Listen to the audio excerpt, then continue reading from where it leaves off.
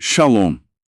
Olha, a gente recebeu uma pergunta bem interessante sobre um conceito fundamental na espiritualidade judaica, a Ilula. E Lula, sim. A questão é, como pode o dia da partida de um justo, né, um sádico, ser um momento de alegria? Exato, é uma pergunta que faz a gente pensar, né? Totalmente. Então a gente mergulhou fundo nas fontes, sabe? Desde o Tanar até a Cabalá, para tentar entender essa aparente contradição. Isso, o desafio é justamente esse, desvendar por que a tradição vê esse dia não como um luto pesado, mas como uma celebração intensa e até um portal para bênçãos, né? Uhum. Vamos revisitar o que a gente achou nessa investigação? Legal. Para começar, acho que a gente teve que dar uma olhada na própria ideia de morte, assim, como ela aparece no Tanar, na Bíblia hebraica. Sim, fundamental começar por aí. E lá já tem umas pistas, né? Que mudam um pouco a nossa perspectiva sobre a partida dos justos, os sadiquim. Com certeza. O Tanar mostra exemplos que, fogem totalmente da ideia de um fim. Pensa em Hanor, Enoque. Ah, sim. A Torá diz que Deus o tomou para si. Não fala em morte, percebe? É um tomar divino. É verdade. Ou Eliahu Hanavi, o profeta Elias. Famoso. Subindo aos céus numa carruagem de fogo. É uma imagem de vitória espiritual, né? Não de perda. E tem também a partida de Moshe Rabbeinu, Moisés, que é descrita como sendo pela boca do Senhor. Isso! Os nossos sábios chamam isso de Mitat Neshika. O beijo divino. Exato. O ápice da união com o Criador. Quer dizer, não é uma separação, é o contrário. Faz sentido. E essa ideia se repete, né? Sim, em outros textos também. O rei Salomão, lá em Correlete, Eclesiastes, ele diz algo que choca um pouco de início. Melhor é o dia da morte do que o dia do nascimento. Nossa, pesado. Mas tem uma explicação, certo? Tem. Tem aquela parábola do navio, sabe? A alegria maior não é quando o navio sai do porto, rumo ao desconhecido. Mas sim quando ele volta, cheio de tesouros, missão cumprida. A morte do justo seria como essa volta triunfal ao porto. Que bonito isso. E tem aquele salmo também, né? O 116. Isso. Preciosa e cara aos olhos do Senhor é a morte dos seus devotos. Lerhassidav. Pra gente parece perda, mas pra Deus é um reencontro valioso. Yakar. Exatamente. Então o Tanakh já prepara o terreno, né? Pra gente ver essa partida de um jeito diferente. Ok, o Tanakh muda a perspectiva da morte. Mas a ideia de festa mesmo, de celebração, de onde vem isso? Ah, aí é que entra a Cabalá, especialmente o Zohar, que é o livro fundamental do misticismo judaico. O Zohar? É o Zohar que usa o termo Helula. E em aramaico, Helula significa literalmente festa de casamento. Casamento, nossa. Isso muda tudo. Como assim? Casamento. O modelo, o arquétipo, é a própria Helula de Rabi Shimon bar Yochai, o Rashbi. O autor do Zohar? Exato.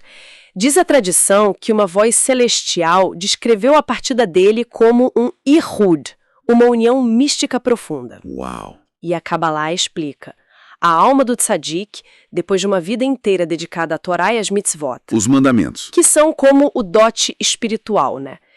Essa alma é a noiva e na partida física ela finalmente se une de forma completa ao noivo divino, Kutchabrihu. Então a partida é a consumação dessa união. Que profundo. Exatamente. É a celebração dessa união final. Incrível. E tem aquela questão da luz do tzadik, né? Como ela fica nesse momento. Isso sempre me intrigou. Ah, isso é chave para entender a força da Hilula. Em Vita, a luz espiritual do tzadik é como uma or pnimi. Uma luz interna. Isso. Uma luz que, de certa forma, está contida ali pelo corpo físico, né? Na Hilula, essa luz se liberta, ela se expande e se torna Or Makif. Or Makif. Luz circundante. Perfeito. Uma luz circundante sem limites. Então, peraí. A luz não desaparece. Ela aumenta? Fica mais acessível para nós? Exatamente essa ideia. A influência espiritual do tzadik não só não diminui, como pode se tornar ainda mais potente, mais universal, porque não está mais presa a um corpo, a um lugar físico. Caramba! Isso é muito forte. E até a própria palavra Hilula parece guardar um segredo sobre isso. Se a gente olhar a Gimátria... A numerologia judaica. Isso. Hilula, a Ilula, soma 82. 82. E o que esse número diz pra gente? Tem algum significado? Tem, sim. Olha que interessante. 82 é 2 vezes 41. Ok. E 41? 41 é o valor numérico de mãe. Mãe. E isso conecta a Hilula direto com a Sefirá de Bina, o entendimento na árvore da vida da Kabbalah. Bina é conhecida como a Mãe Suprema. Certo. E Bina é a fonte da Teshuvah, do retorno a Deus, e também da Simha, da alegria. Então o Hilula seria como uma dupla potência dessa energia de Bina, um retorno potente e cheio de alegria à fonte divina. Entendi. Que conexão. Bom, se essa energia, essa luz está mais disponível, como alguém pode se conectar a isso? Principalmente no dia da Hilula. Ótima pergunta. O Talmud, lá no Tratado Berahot, ensina algo fundamental. Os justos, mesmo em sua morte, são chamados vivos. Vivos. Por quê? Porque a verdadeira vida é a conexão com Deus, certo? E a alma, livre do corpo, está ainda mais conectada. Ah, faz tudo sentido. Para acessar essa conexão ampliada, a gente precisa se preparar, se tornar um keili, um receptáculo adequado. E como a gente faz isso? Através de 3 pilares, basicamente. Teshuvah, que é o arrependimento sincero, o retorno ao caminho certo.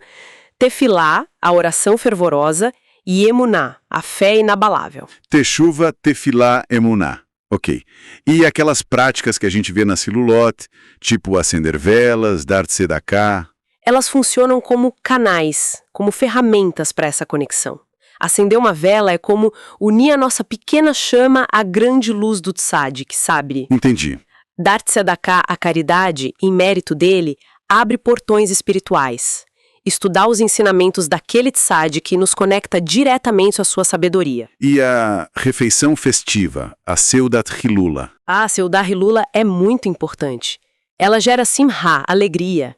E a alegria tem um poder imenso, segundo a Kabbalah, de quebrar decretos negativos, de elevar a própria matéria. Que interessante. E não faltam relatos, de milagres, de ajudas que vieram pelo mérito de tzadikim em suas Hilulot. Pensa no Hashibi, Rabi Meir Baal Hanes, Baba Sali, tantos outros. Sim, são histórias conhecidas.